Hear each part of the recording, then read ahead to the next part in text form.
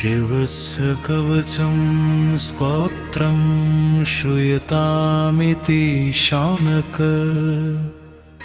वसिष्ठेन च यद्दत्तं गन्धर्वाय च यो मनुः।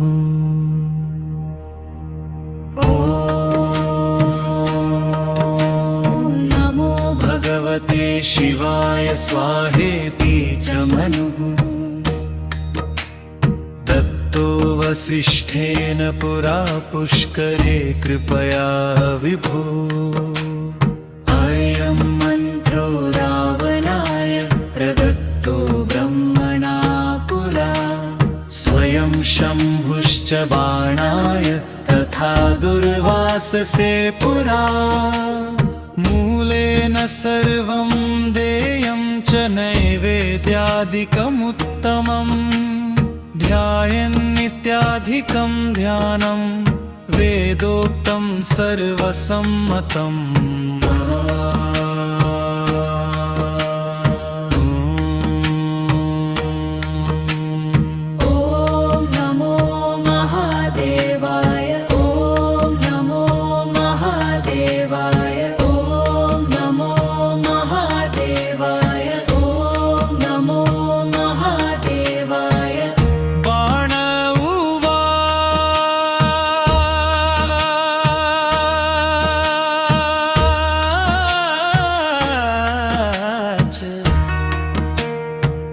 महेश्वर महाभाग कवचं यत्प्रकाशितं संसार पावनं नाम कृपया कथय प्रभो। महेश्वर उवाच शृणु वक्ष्यामि हे वत्स कवचं परमाद्भुतम् अहं तुभ्यं प्रदास्यामि गोपनीयं सुदुर्लभम्। पुरा दुर्वाससे दत्तं त्रैलोक्यविजयाय च ममैवेदं च कवचं भक्त्या यो धारयेत् सुधीः। जेतुं शक्नोति त्रैलोक्यं भगवन्नवलीलया संसार पावनस्यास्य कवचस्य प्रजापतिः।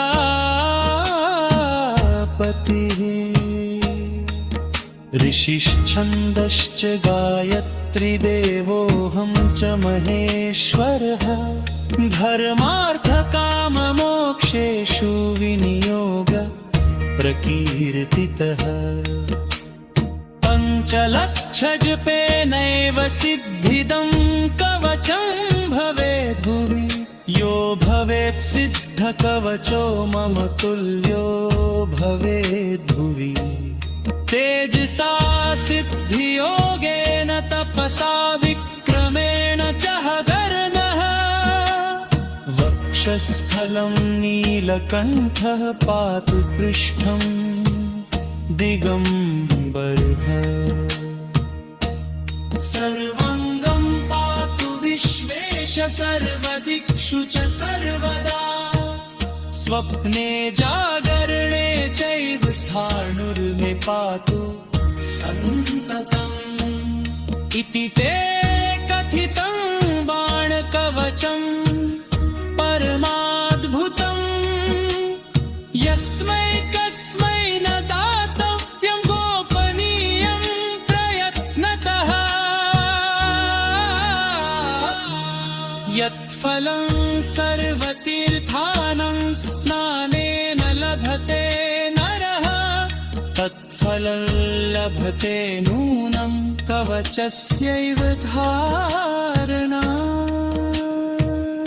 इदं कवचमज्ञात्वा भजेन्मां यः सुमन्दधी शतलक्षप्रजप्तोऽपि न मन्त्र सिद्धिदायकः।